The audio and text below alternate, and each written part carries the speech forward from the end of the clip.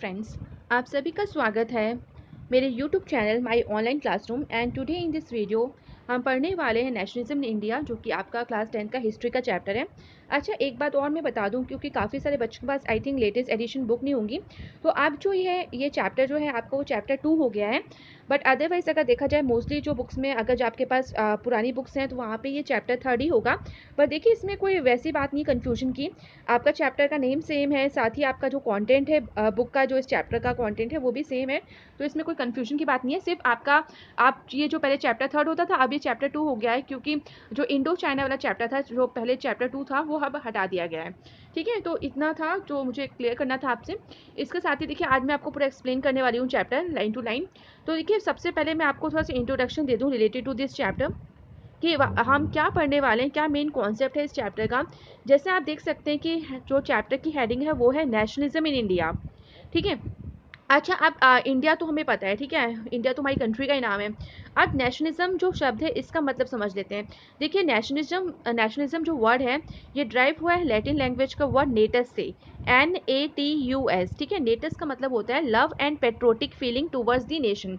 तो किस तरह से किसी भी as a citizen of any country आपको अपने देश के प्रति जो आपका प्रेम है, लगाव है, ठीक है, देशभक्ति की भावना है, वही है नेशनलिज्म।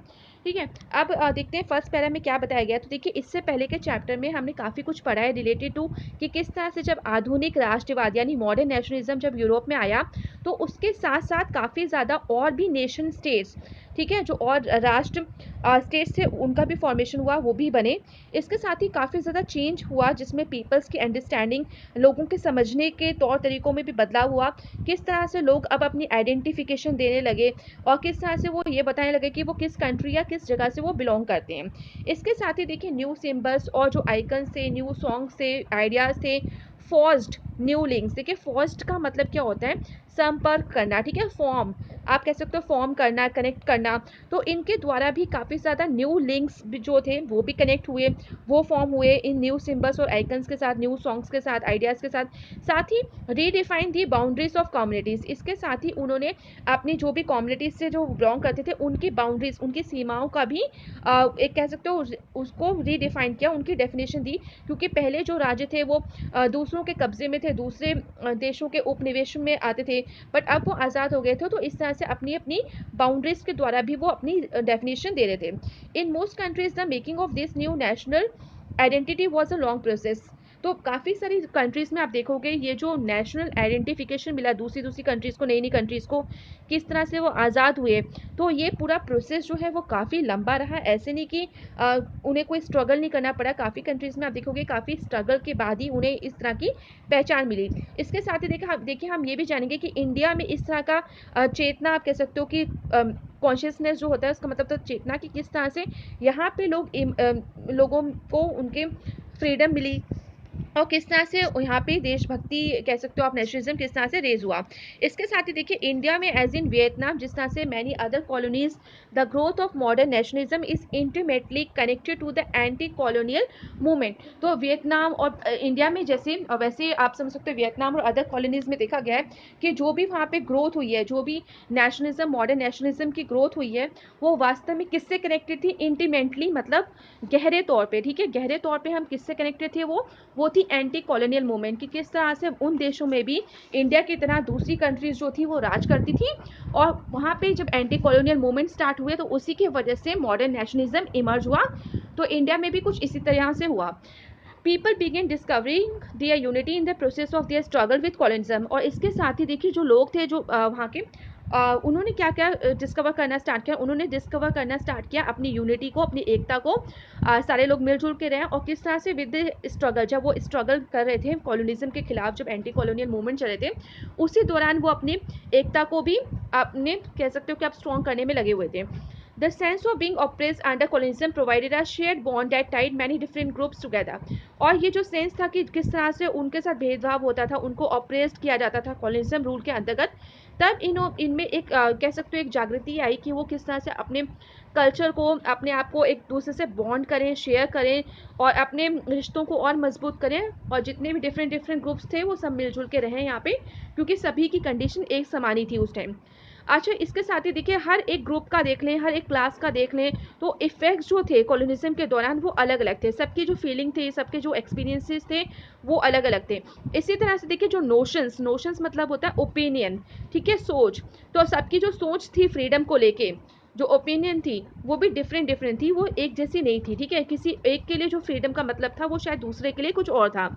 इसी के साथ देखिए जो कांग्रेस अंडर महात्मा गांधी, इन्होंने भी काफ़ी ट्राई किया कि फौज मतलब वही फिर से कि कनेक्ट करना, संपर्क करना इन सारे ग्रुप्स के साथ, इनको एक साथ लाना, और किसके तहत, मूवमेंट्स के थ्रू, ठीक है। जो भी मूवमेंट्स वहाँ पे कराए गए उसके थ्रू उनकी हमेशा कोशिश रही कि जितने भी सारे डिफरेंट डिफरेंट ग्रुप्स हैं कंट्रीज़ में, वो सारे मिलजुल के रहें और पार्टिसिपेट भी करें इस मूवमेंट में।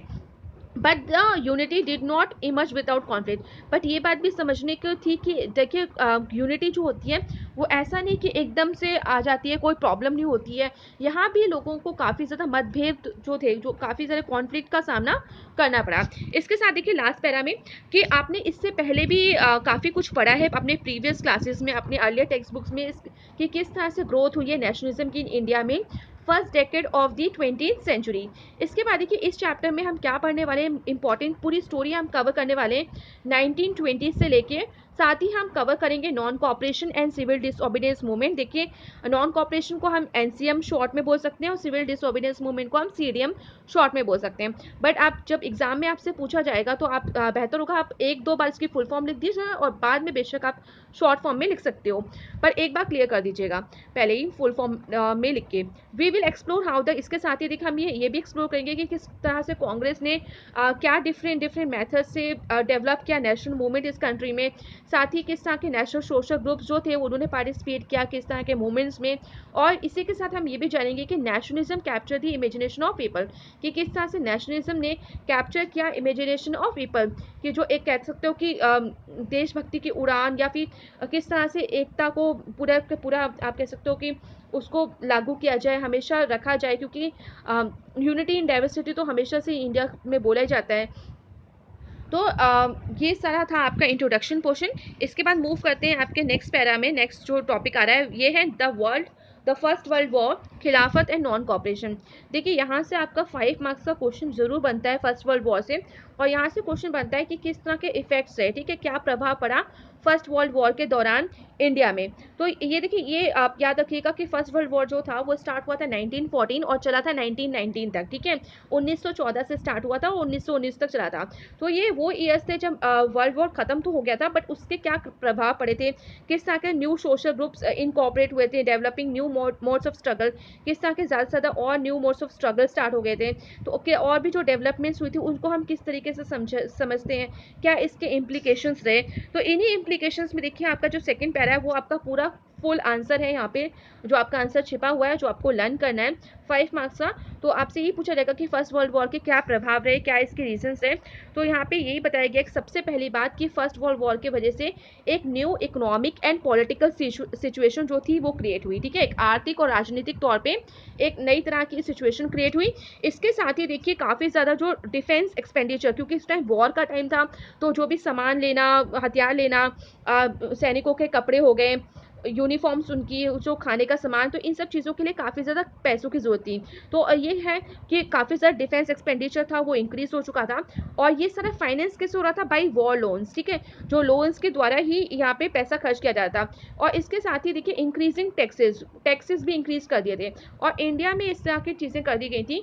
कस्टम ड्यूटीज़ को बढ़ा दिया गया था, इनकम टैक्स इंट्रोड्यूस कर दिया गया था, ठीक है। कस्टम ड्यूटीज़ देखिए जब भी हम कोई भी चीज़ इंपोर्ट एक्सपोर्ट करते हैं तो एक तरह के कस्टम ड्यूटीज़ लगते हैं, तो वो रेज कर दी थी। साथ ही टैक्सेस को बढ़ा दिया गया था, इवन इनकम टैक्स जो था वो भी इंट्रोड्यूस कर दिया था। इसके बाद देखिए नेक्स्ट पॉइंट जो आ रहा है वो ये है कि वॉर ईयर्स के प्राइजेस जो थे वो काफ़ी इंक्रीज हो गए थे इस वॉर के दौरान।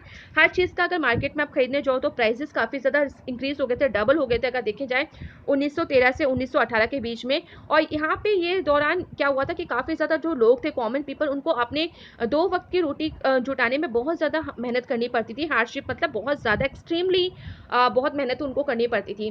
ठीक है, विलेजेस की बात करें तो विलेजेस में देखिए काफ़ी लोग जो थे, गाँव वाले जो लोग थे, उनमें बहुत गुस्सा था। क्यों गुस्सा था? क्योंकि वहाँ पे क्योंकि वॉर में हमें पता है सोल्जर्स की सप्लाई होती है, ठीक है? सोल्जर्स चाहिए होते हैं। अब सोल्जर्स कहाँ से आए? तो इंडिया के विलेजेस से ही ये सोल्जर्स ब्रिटिशर्स क्या कर रहे थे? फोर्स्ड रिक्रूटमेंट कर रहे थे।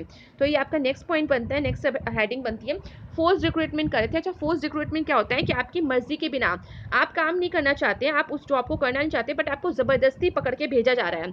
आपको, आप एक नॉर्मल किसान हो और आपको अब सोल्जर बनाया जा रहा है। तो इस तरह की बातें हो रही थी, जिसकी वजह से देखिए वाइड स्प्रेड एंगर पूरे इंडिया में, और स्पेशली जो रूरल विलेजेस थे वहाँ पे इस तरह का एंगर, लोग बहुत गुस्से में थे क्योंकि उनके जवान बच्चों को वहाँ पे सोल्जर्स बनाया जा रहा था, उनको फोर्सली जॉब पे भेजा जा रहा था, मतलब वॉर में भेजा जा रहा था, और कह सकते हो कि एक तरह मरने के लिए भेजा जा रहा है वॉर में। तो ये चीज़ थी। आप देखिए न्यू न्यू वर्ड्स में भी फोर्स रिक्रूटमेंट का वर्ड दिया है, मीनिंग दिया हुआ है, process by which the colonial state force people to join the army, कि ज़बरदस्ती उनको आर्मी में भर्ती किया जाता था, चाहे उनकी मर्जी हो या ना हो। तो इस तरह के 1 मार्क्स क्वेश्चन यहाँ से बन जाते हैं आपके। देन उसके बाद देखिए 1918 से लेकर 19 तक और 1920-21 में ये वो दौर था जब इंडिया में काफ़ी सारी जो फसलें थी वो बर्बाद हो गई थी, और जब फसलें बर्बाद हो जाती हैं तो आपको पता है कि क्या होगा। फिर नेक्स्ट जो होगा वो पॉइंट है एक्यूट शॉर्टेजेस ऑफ फूड, कि फूड की कमी हो जाती है, और जब फूड की कमी हो जाती है तो ऑफकोर्स जो प्राइजेस हैं वो भी काफ़ी ज़्यादा बढ़ जाते हैं, और स्टारवेशन की कंडीशन आ जाती है जहाँ पे लोग भूखमरी से मर जाते हैं।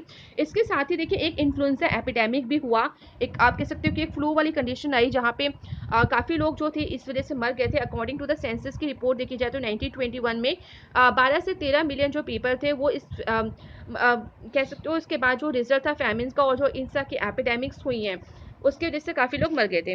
इसके बाद देखिए लोगों को उम्मीद थी कि शायद इस वॉर के अंत तक जब ये पूरा ओवर हो जाएगा तो उस तरह के थोड़े से हालात वहाँ पे सुधर जाएंगे और कुछ बदलाव आएंगे, बट ऐसा जो भी उन्होंने सोचा था वैसा कुछ हुआ नहीं। इसके बाद देखिए नेक्स्ट टॉपिक आ रहा है आइडिया ऑफ सत्याग्रह, और ये यहाँ से आपके काफ़ी इंपॉर्टेंट क्वेश्चंस बनते हैं क्योंकि यहाँ से मैप वर्क भी आपका बनेगा। तो आइडिया ऑफ सत्याग्रह देखा जाए तो ये महात्मा गांधी जी ने दिया था, और पहले हम समझ लें सत्याग्रह का मतलब क्या होता है। देखिए शब्द है सत्य प्लस आग्रह, ठीक है, 2 वर्ड से बनाइए, सत्य प्लस आग्रह। सत्य मीन्स होता है ट्रूथ और आग्रह मीन्स होता है रिक्वेस्ट करना, अपील करना, ठीक है। तो जब इसको दोनों को जोड़ देंगे तो आपका बन जाएगा आग्रह फॉर ट्रूथ, ठीक है, कि जब आप अपील कर रहे हो ट्रूथ के लिए तो उसको बोलते हैं सत्याग्रह, ठीक है। अब देखिए महात्मा गांधी जब आए थे इंडिया में, जब वापस आए थे साउथ अफ्रीका से 1915 में जनवरी में, और यहाँ पे जब वो साउथ अफ्रीका से वापस आए थे तो साउथ अफ्रीका में भी उन्होंने काफ़ी लंबा स्ट्रगल लड़ा था। वहीं पे उनको ये आइडिया आया था सत्याग्रह का, क्योंकि वहाँ पे भी रेशियल डिस्क्रिमिनेशन होता था, जो आपने अपने प्रीवियस क्लासेस में भी काफ़ी कुछ इस बारे में पढ़ा हुआ है कि अपार्थाइड सिस्टम होता था जहाँ पे रेशियल डिस्क्रिमिनेशन होता था on the basis of skin colour, ठीक है, गोरे काले के उस पर अकॉर्डिंग जो था भेदभाव होता था। वहाँ के जो लोकल पीपल थे, नेटिव पीपल थे साउथ अफ्रीका के, वहाँ पे रेशियल रिजीम पूरा लिखा हुआ है यहाँ पे। तो मास एजुटेशन वहाँ पे होता था, और ये किस तरह के एक तरह से पूरे के पूरे जो लोग थे, ठीक है, पूरे के वहाँ की जो जनता थी वो इस सत्याग्रह में उन्होंने पार्टिसिपेट किया, ठीक है। मास एजुटेशन मतलब ज़्यादा से ज़्यादा जो लोग हैं एक्साइटमेंट के साथ पार्टिसिपेट करते हैं इन मूवमेंट्स में, तो उसको बोला था कि उन्होंने इन सत्याग्रह मूवमेंट्स में भी पार्टिसिपेट किया था। इसके बाद देखिए सत्याग्रह का अगर आइडिया देखें तो उसके 2 मेन पॉइंट्स हैं, एक है आपका ट्रूथ और एक है नॉन वायलेंस। तो ये भी आपको याद रखनी जरूरत है क्योंकि काफ़ी बार पूछी जाती हैं चीज़ें। इसके साथ ही देखिए काफ़ी ज़्यादा उन्होंने जो भी स्ट्रगल थे इनजस्टिस के अगेंस्ट ये स्टार्ट किया था सत्याग्रह, और उनका कहना था कि बिना किसी फिजिकल फोर्स के, ठीक है, कोई फिजिकल फोर्स की ज़रूरत नहीं है, और आप अपने ऑपरेसर से, आप अपने विरोधी से लड़ सकते हो बिना किसी हाथापाई के, बिना किसी मारपीट के। अच्छा, विदाउट सीकिंग वेनिगेंस और बीइंग एग्रेसिव, इसमें कोई ज़रूरत नहीं है कि आपको रिवेंज, ठीक है, वेनिगेंस मतलब होता है रिवेंज लेना, कोई ऐसा नहीं कि आप उससे बदला लो, ठीक है, और साथ ही आप बहुत ही एग्रेसिव हो जाओ। एक जो सत्याग्रही होता है वो आराम से सत्याग्रह वे को फॉलो करते हुए जीत सकता है, अपनी लड़ाई को जीत सकता है बिना किसी नॉन वायलेंस के, ठीक है। कोई ये नहीं कि कोई वायलेंस आप क्रिएट करो, नॉन वायलेंस के साथ आप अपनी बैटल को जीत सकते हो। This could be done by appealing to the conscience of the oppressor, और ये कैसे हो सकता है जब आप अपने ऑपरेसर की, ठीक है, जो आपके ऊपर अत्याचार कर रहे हैं उसकी चेतना को थोड़ा सा ना जगा दो कि वो क्या जो काम कर रहा है वो गलत कर रहा है। People including the oppressors had to be persuaded to see the truth. इसके साथ ही जो लोग जो ऑपरेसर्स हैं, इवन जो किसी और पे अत्याचार कर रहे हैं, ठीक है? तो उनको भी अगर आप सत्य दिखा दो कि सत्य क्या है, instead of being forced to accept truth through the use of violence, पर ये नहीं कि आप उसको ट्रूथ दिखाओ, बट किस तरह से दिखाओ, वायलेंस के साथ दिखाओ, तो वो इतना यूज़फुल नहीं होता है। By this struggle truth was bound to ultimately triumph, और इस पूरे स्ट्रगल में जो होता है, ट्रूथ जो है, जो सत्य है, उसी की विजय होती है, ग्रेट विक्ट्री होती है। देखिए, ट्रिम्फ मीन्स होता है ग्रेट विक्ट्री। और Mahatma Gandhi believe that this धर्म of non violence code unite all Indians, और महात्मा गांधी जी का ये भी मानना था कि ये जो धर्म है, ये जो नॉन वायलेंस का जो धर्म है, इसी से पूरे जो इंडियंस को हम यूनाइट कर सकते हैं, मिलजुल के रह सकते हैं। इसके साथ ही देखिए, जब गांधी जी ने जैसे अराइव किया इंडिया में, तो उन्होंने काफ़ी सक्सेसफुली ऑर्गेनाइज करे सत्याग्रह मूवमेंट्स वेरियस प्लेसेस में। अच्छा, यहाँ पे देखिए मेरे पास ये लेटेस्ट एडिशन का नहीं है, तो ये यहाँ पे आपका लिखा है इन 1916, ठीक है। ही ट्रैवल टू चंपारण इन बिहार, तो काफ़ी सारी बुक्स में आपको 1917 मिलेगा, तो आप इसको थोड़ा करेक्ट कर लीजिएगा। इन 1917 ही ट्रैवल टू चंपारण, सबसे पहला जो मूवमेंट उन्होंने सत्याग्रह का स्टार्ट किया था वो क्या था, ईयर 1917 में, और उन्होंने ट्रैवल किया था, चंपारण गए थे, वो बिहार में है ये जगह। ये आपका मैप्स वर्क के लिए भी, उसके रिगार्डिंग भी काफ़ी इंपॉर्टेंट क्वेश्चन यहाँ से बन जाता है ये।